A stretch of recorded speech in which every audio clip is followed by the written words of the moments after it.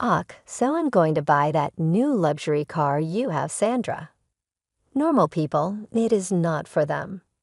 My parents have been discussing buying a new car, and I can tell that Peter has changed since we were married. He seems more self-centered. He wants my parents' car they gave me because it's just nicer than his own, and I'm honestly through. My name is Sandra. It turned out I was 28 years old, and Peter had been with me since we were in college together. 3 years into our marriage. Peter is outgoing and kind of popular, whereas I am shy with only a few friends. Our conversations increased over college courses, and eventually we began to study together.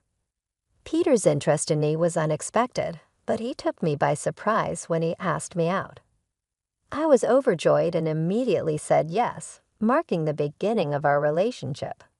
What drew me to Peter was his charm, friendliness, and dedication to his studies. However, for him, the situation could have been different, since he had numerous attractive and stylish female friends. And finding another girlfriend would not have been difficult for him. Once I courageously asked him if he truly thought I was the right one for him. He seemed taken aback and questioned why I would ask such a thing. I confessed my lack of confidence and sought to understand why he chose me. After a pause, he replied that he was comfortable being with me. His answer left me unsatisfied, but before I could express more, he appeared irritated and distracted himself with his phone. Not wanting to escalate to an argument, I dropped the topic, agreeing with him and apologizing for bringing it up, though I still harbored doubts. As time moved on, our relationship continued to flow smoothly. We completed college, got married, and settled into a condo.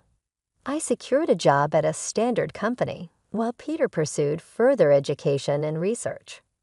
When I informed my mom about our engagement, she was thrilled, though she admitted they were beginning to worry about when I'd introduce a boyfriend. Although I felt guilty for not mentioning Peter sooner, my mom understood, acknowledging my independent nature. Knowing Peter was there for me gave her peace of mind. My parents, who met in college and still deeply love each other, serve as my role models. My dad diligently worked his way up at a large company, while my mom supported him and also followed her culinary passions, becoming quite skilled at it. My parents have always respected each other's boundaries and supported each other's passions, like my mom, who now teaches cooking classes. Growing up in such an environment, I learned the value of independence early on. Although I was only really skilled at studying, I chose not to pursue graduate school because I wanted to be self-reliant and start my own life. Despite coming from a well-off family, I was determined not to lean on them indefinitely. I aspired to build a family like the one I grew up in and make my parents proud, possibly by having children someday. This might seem like a straightforward goal, but for someone like me, it's a significant ambition. Once Peter and I started living together, things began to change. Peter was a graduate student and worked part-time, but he didn't contribute much financially. I tried to address this delicately, suggesting that it would be helpful if he could use more of his part-time earnings to help with our expenses. His response was dismissive. "I do contribute, you know. Didn't you say you'd handle the living expenses when we moved in together, Sandra?" His words left me feeling uneasy. Peter had always dreamed of becoming a professor, which is why he pursued graduate school. I had reassured him not to worry about finances, given my stable job. Yet when he retorted, I could only murmur in agreement, unsure of what else to say. Peter sighed heavily. "You wouldn't understand. Being a graduate student is expensive, but what about socializing instead of stuff? Oh, and by the way, I need $1,000 for a research trip. Can you lend it to me? I'll pay you back later." Requests like these became more frequent, and our problems intensified. He began spending more nights away, leaving me alone with cold meals and unanswered calls. When he did return home in good spirits, I was too forgiving. Sometimes, out of the blue, he would suggest, "Hey Sandra, remember you wanted to go somewhere? I have tomorrow off. Let's go." He would also compliment my cooking, making me feel valued. Every time he showed kindness, I saw the happy marriage I desired, which made me hesitate to confront the issues. However, deep down, I knew this wasn't normal. I felt increasingly lonely and anxious, trapped in a cycle of fleeting happiness and prolonged solitude. I found myself unable to share my marital struggles with anyone. I didn't want to distress my parents, who were genuinely happy about our marriage. However, they likely sensed that something was amiss. It had been a while since I had visited them, and when I finally did, my dad suggested I stay for dinner. My mom prepared a lavish meal to welcome me back. During the meal, my dad brought up that my Aunt Lori had recently visited and expressed a desire to see me. He described her as always being spontaneous, a trait that defined her lively, ambitious, and independent nature. "I'll reach out to her soon." "Thanks, Dad," I replied, appreciating their subtle way of reconnecting me with family support. Dad reminisced about how much Aunt Lori cared for me, and how she playfully lamented that Peter had stolen me, even though she had never intended to marry. Before I met Peter, Lori was more of a confidant than an aunt. I could discuss things with her that I couldn't with my parents. She understood me profoundly and was always there to support me. Initially, I had been too timid to discuss my relationship with Peter with her, but now I was eager to reconnect. A few days after I visited my parents, I met Lori at a cafe. She was as stylish as ever. Observing my outfit, she gently advised, "You know, Sandra, marriage is just the beginning of a lifelong journey for a woman. You should always feel confident and attractive. No matter what, your clothes can make a big difference, so don't forget to take care of yourself." Then with grace, she took a sip of her tea. Realizing how much I had neglected my interests, I apologized for not keeping in touch. Lori chuckled and replied, "That's typical of you, Sandra. It's good to be honest and serious, but being too timid usually stems from a lack of experience. But I was thrilled when I heard you found someone special. I thought, finally, Sandra is taking a step forward." It had been ages. Since I spent time with someone on a day off and the weather was perfect, it made for a much-needed and refreshing outing. We settled on the terrace, soaking up the warm sunlight. In that tranquil moment, I felt comfortable enough to share my concerns with Lori. Initially, I had believed that even someone as reserved as me could make a relationship work with Peter, but doubts had begun to cloud my thoughts. Lori listened attentively to my entire story, nodding empathetically without interruption. When I finished, she gently inquired, "I suppose you haven't mentioned this to your parents, have you, Sandra?" "No," I confessed. "I even hesitated to tell you today. I didn't want to acknowledge my vulnerabilities to anyone. I thought I should be capable of managing this on my own to be truly independent. I know if Mom and Dad found out, they'd probably want me back home immediately. So I want to try to handle this as much as I can by myself." Lori respected my wish to handle things independently and didn't press the issue further. However, she assured me, "If you ever really need help, let me know first. If my dear Sandra asks for help, I'll be there for you no matter where I am." A month later, my mom called me casually. "When you have time, could you come over? It's not urgent." Since I had the next day off, I decided to visit my parents. As I approached, I noticed a new car parked in the driveway, which sparked my excitement. "Dad, is this car new? Did you just get it? Can I take it for a spin?" I joked, my excitement palpable about the fancy car. "Don't worry about that. This car is for you, Sandra. You use it however you like. "It'll come in handy," Mom whispered to me. "We saw this car in a TV commercial, and you said you liked it," Dad recalled, smiling warmly. "So it's our gift to you. You've been going through a tough time lately, so we wanted to cheer you up. If things get tough, just drive this and come home anytime." The car my dad gifted me was an SUV from a renowned international brand, a thoughtful gesture that brought a sense of freedom and support. Dad had even arranged a parking spot near my condo for the new SUV. I laughed in disbelief, barely able to grasp the kindness of the gesture. Later, as I drove downtown, I reached into my pocket, found the car key, and pressed the button. The lights of the SUV flashed brightly around me. It was then that I heard a familiar voice from behind. "What's with the car?"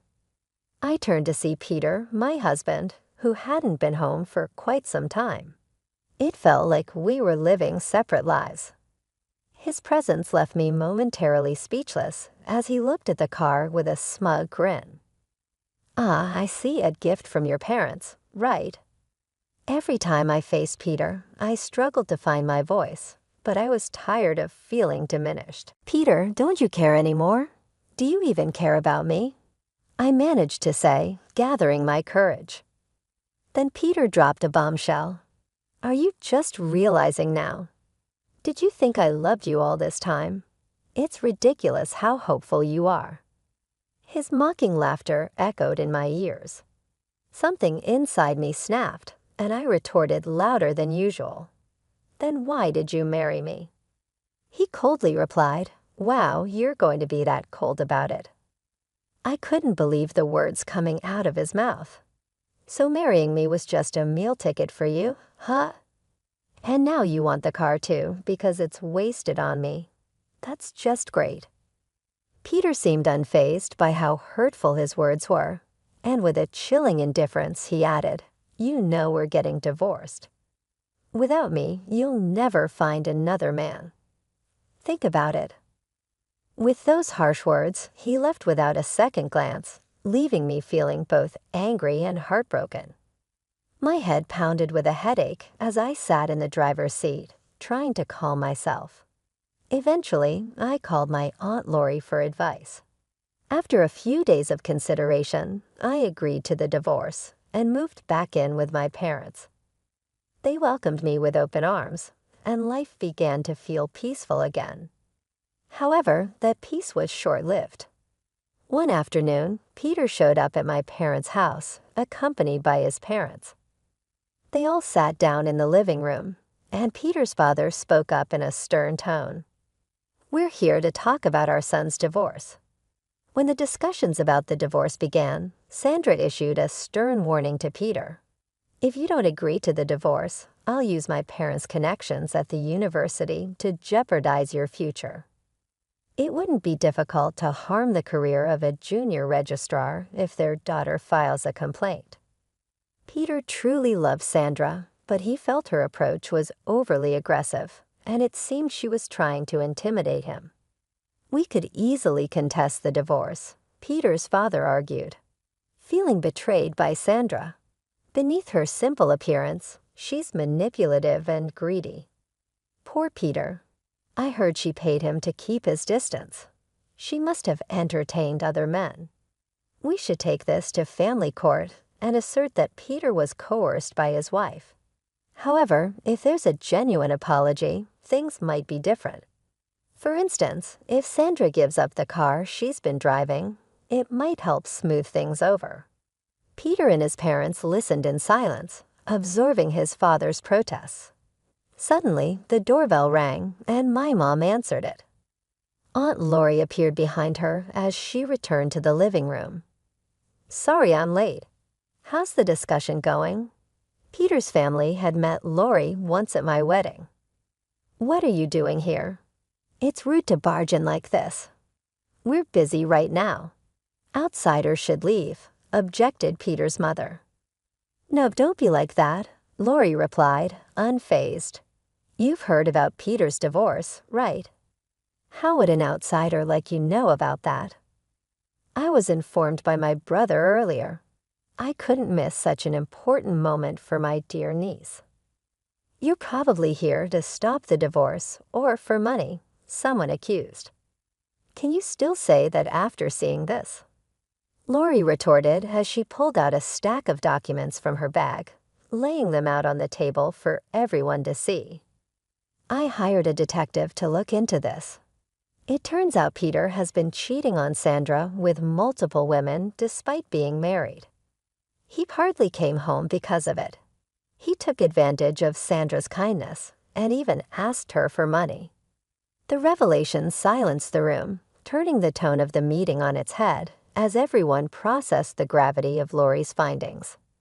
I was immersed in my university research, so when I did manage to come home, we shared meals and went on trips together. We seemed just like any other married couple, right, Sandra? Say something, Peter implored, his voice laced with desperation. Peter, you don't need to defend yourself. We'll handle this. It's not your fault, his father reassured him quickly. That's right. These documents from who knows where are surely fabricated. Our Peter would never engage in such acts. He's a kind and outstanding son, his mother protested vehemently. You might be kind to your parents, but it seems that your kindness doesn't extend beyond that. Like father, like son indeed, Aunt Lori interjected sharply. Then she pulled out a photograph from the documents. I was at a hotel for a business meeting recently and saw William there. He was with another woman, looking very cozy, so I had the detective look into William as well. The results were just as I suspected. Do you understand now?